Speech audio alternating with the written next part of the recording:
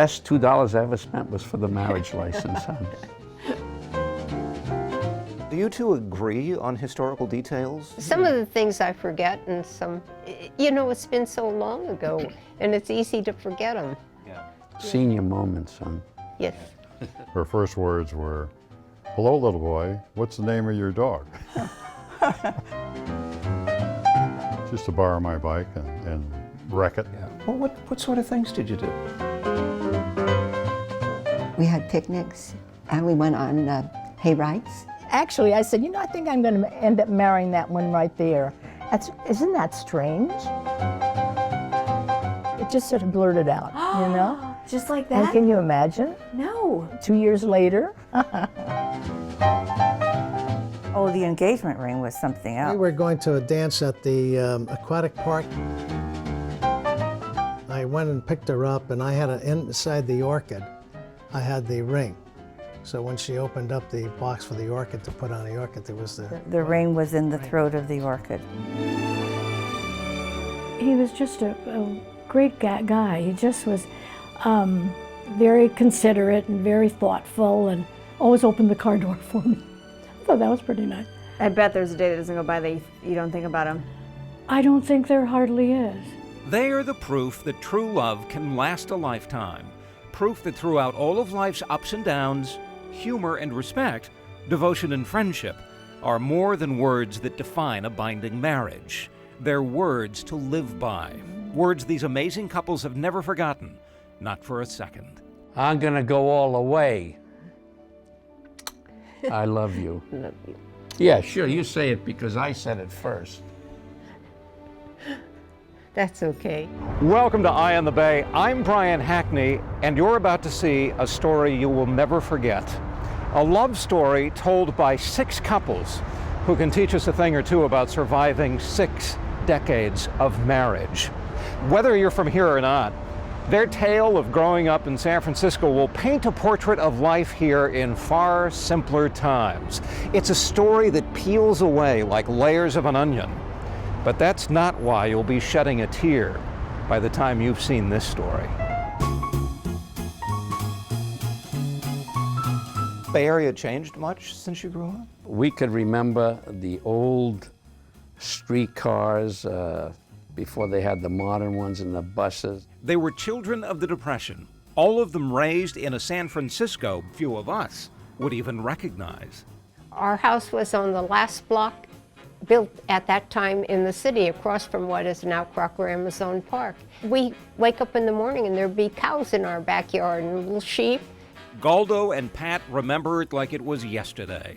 Fond memories of life before they met and married 57 years ago. And while we're talking numbers, meet Julio and Marion, married for 53 years, 57 for Len and Estelle, and 58 for Hank and Barbara, and Ciro and June. For Dee Hunter, her memories of her late husband Bob are just as grand as they were the day they married in 1949. We were very happy together, and we just had a wonderful life. Their lives became richer when each brought children into this world, and later, a number of grandchildren would follow. They're from a day and age when one word was never uttered. To us, I don't think any of us ever thought of the word divorce. No. That wasn't in our vocabulary. Our big secret, I think, is that no matter what happened during the day, we'd always say our prayers at night and give each other a kiss. Good night. Once you kiss goodnight, it's like everything just sort of smooths itself out. And as you get older, you learn 2 shall be 1, because I have poor eyesight and he can see pretty well, but he doesn't hear too well, and I can hear well. So it balances out. I love you. I love you too, baby. Yeah. By now, you may be thinking this is the love story of 6 couples with no more in common than their unbreakable bonds. This tale is about the bond they share as a group. To this day, the gang, as they're called, are the very best of friends. You mean you still know each other? Oh yeah, Yes. we still see each other. With the same wife. Well, that's unusual. They were the years of the late 30s and early 40s. All 6 of the fellows attended San Francisco's Balboa High. They were connected as friends or acquaintances, and in the case of Len and Cyril Landy, brothers. The city was a playground for these young ones. But when December 7th, 1941 arrived, their teen years would disappear. I was in the Amazon Theater in San Francisco, inside the theater, and when we came out, we were told that the Japanese had bombed Pearl Harbor.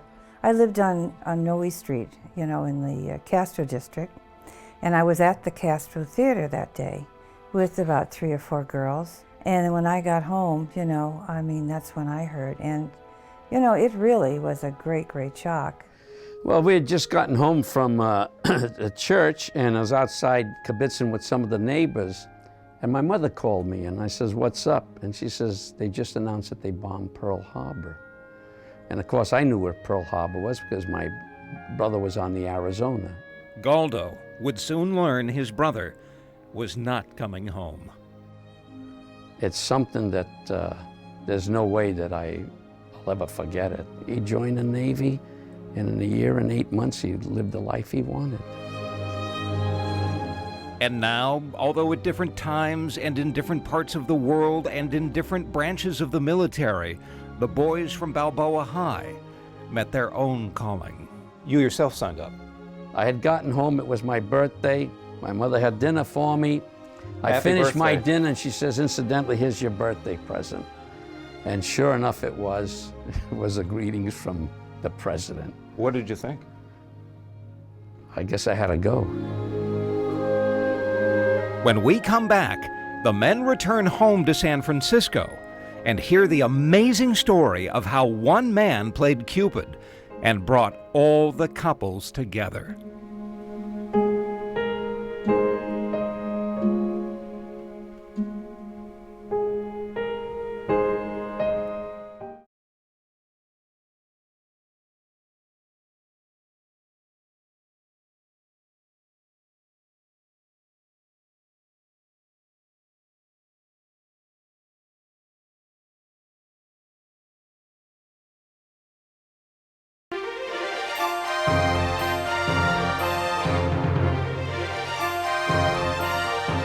Welcome back to Eye on the Bay. I'm Brian Hackney as we continue to unravel the remarkable story of 6 local couples who have been married for almost 60 years. Couples who have remained friends during all of that time. But how did these remarkable people meet? To tell that part of the story, we have to go back to the years following 1945, when those 6 boys from Balboa High all came back from the war. It was such a wonderful feeling the day the war was over. People were practically hanging out windows and throwing paper. It was unbelievable. The GIs were home, and for our gang of 6, they began by regaining their youth. Little did they know that in this Excelsior District Catholic Church, the parish most of them once called home, would be the place where they would meet their brides. This is it. This is where the Magi Club was born.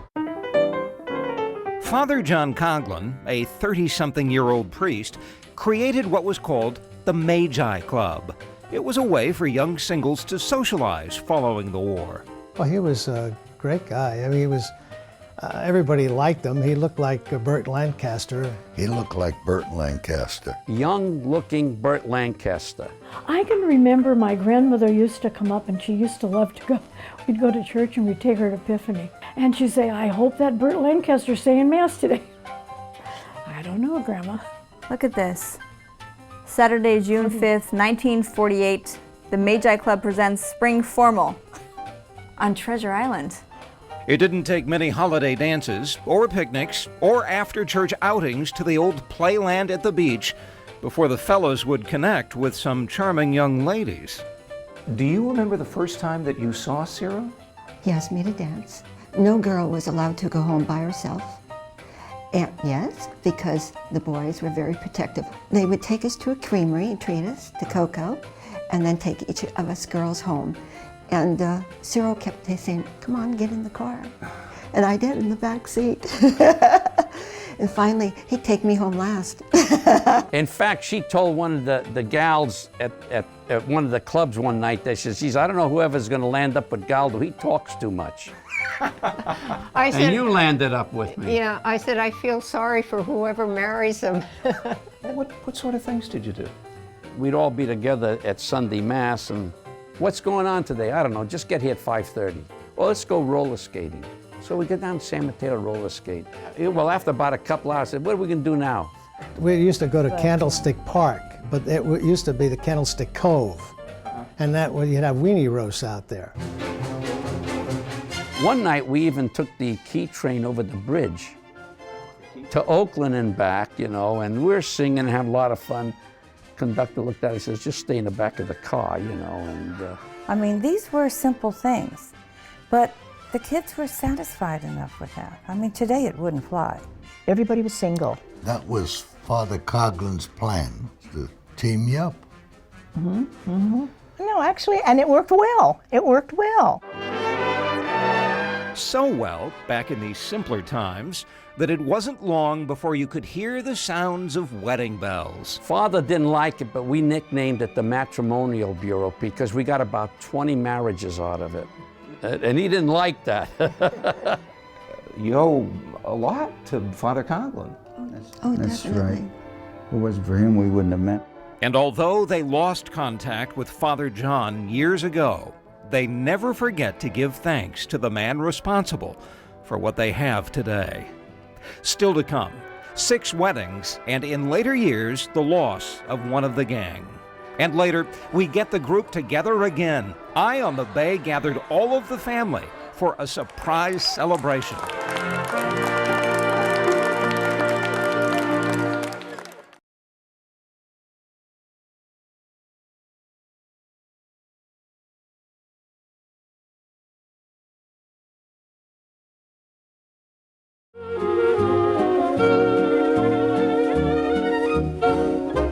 Welcome back to Eye on the Bay. I'm Brian Hackney, and remember we told you this love story would peel away like layers of an onion?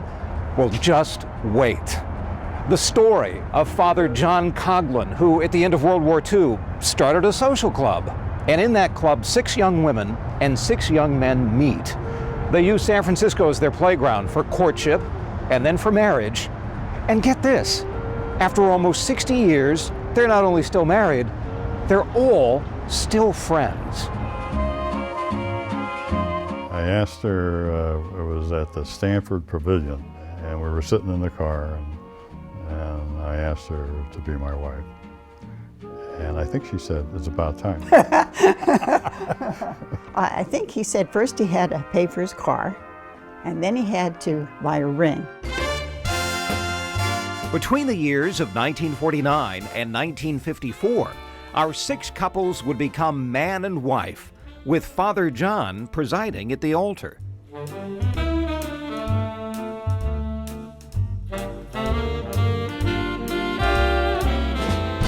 We can't forget our day. It rained. Our wedding day. It poured. Where'd you spend your honeymoon night? We spent our honeymoon night at the Palace Hotel on Montgomery and Market. How much was a room in the Palace Hotel back then? A whole whopping $10.45 and 15 cents for a phone call, I think. That's changed too. They would settle into their new lives, and they all kept their roots in the Bay Area. And as for being members of Father's Club, well, once you married, that was it. But it didn't stop them from having an unofficial club of their own. The fellas would play cards and the ladies would talk about all the events that's happened in the past 3 or 4 months. So we would do it on a quarterly basis, if I remember correctly, for years and years and years. You know, you have siblings and you have problems. Here there's 12 of us, no problems. Over the years, they would be there for the weddings of their children or when anybody needed help. But the hardest time of all might have been when the group of 12 became 11. I guess with Dee, you know, losing Bob, we all felt so badly. Bob Hunter passed away in 1987. He was only 60. It was hard. It was a real shock. And then all the Magi, when it was time, pretty soon a few months went by and they wanted to get together. That was one of the hardest things I had to do because it's like the empty chair. I wasn't going to go, and I remember, I guess Estelle, or it was June even, we're going to pick you up and we're going to be out in front, and if you're not out there, we're going to go upstairs. And that was so cute. Regardless of the actual number, it is still a group of 12. Whatever we have, she's always with us. In-person get-togethers have not been as easy as the years go on. Some can't drive at night, some don't want to drive at night. We rather laugh about it now, but we'll probably start having lunch instead of dinner. We really have to set the date. Actually, we did. When we returned, Eye on the Bay gathered the gang for that long overdue lunch. We also invited all of their family for a surprise the gang will never forget. That's next.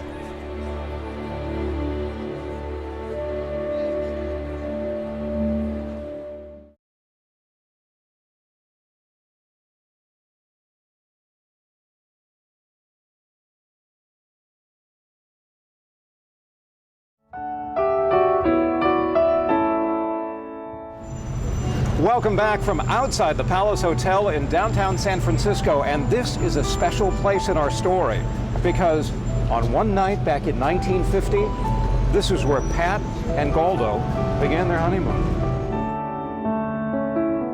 They are one of 6 couples who met 60 years ago thanks to a priest who made the ultimate love connection. Through war and the raising of kids and the loss of one of their gang, they've managed to remain the best of friends. Now, when we learned that they haven't gotten together in a while, we thought we would get them together. And they knew about that. They're all inside the palace and they're kissing and hugging and catching up. What they don't know is that we also secretly got together 55 members of their family for a surprise reunion. So let's go inside and spring it on them. They normally say, I hope another 60 years. Well, we'll see what's going on. Do you know, collectively, how many children you've all had? The children, I think we're 24. How many grandchildren? How many grandchildren you have, Jules? You have 3. You have said, oh, this math is too complicated for me. Why don't we just turn around and say hello to them? Because there they are. They're all up there. It's not kids. Oh my God. Oh, I can't believe this. I can't believe this. Carolyn's here.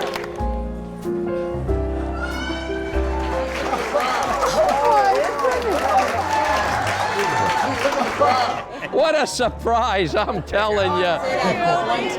Good to see you. I'm going to leave the party behind for just a minute because there's something I have to take care of just down the hallway. Hello, Father. It's so nice to meet you. I've heard so much about you.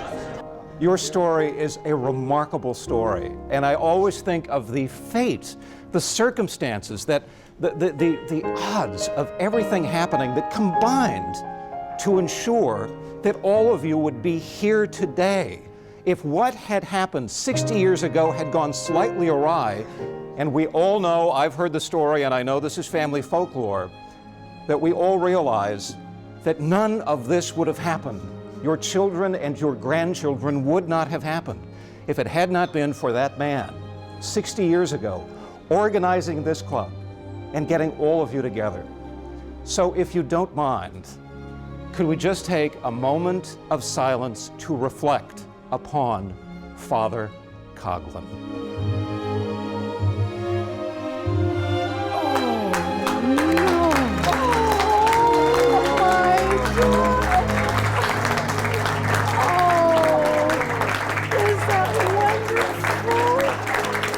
Hello, Father.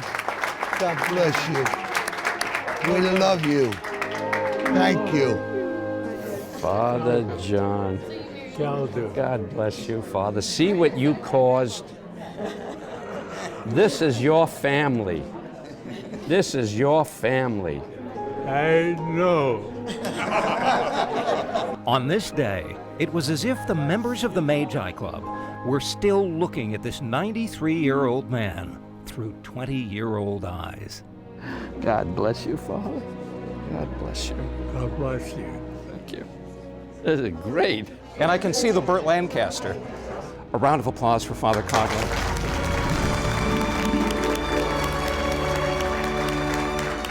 A perfect way indeed to cap off a Bay Area love story that took root in a more innocent time. 12 young kids in a San Francisco they loved, brought together by a magical connection in a time when this country needed a little magic. And the rest, as they say, well, it just got better from there. I'm Brian Hackney. Thank you so much for watching. That day, I think we were on cloud 9. I think we're still there.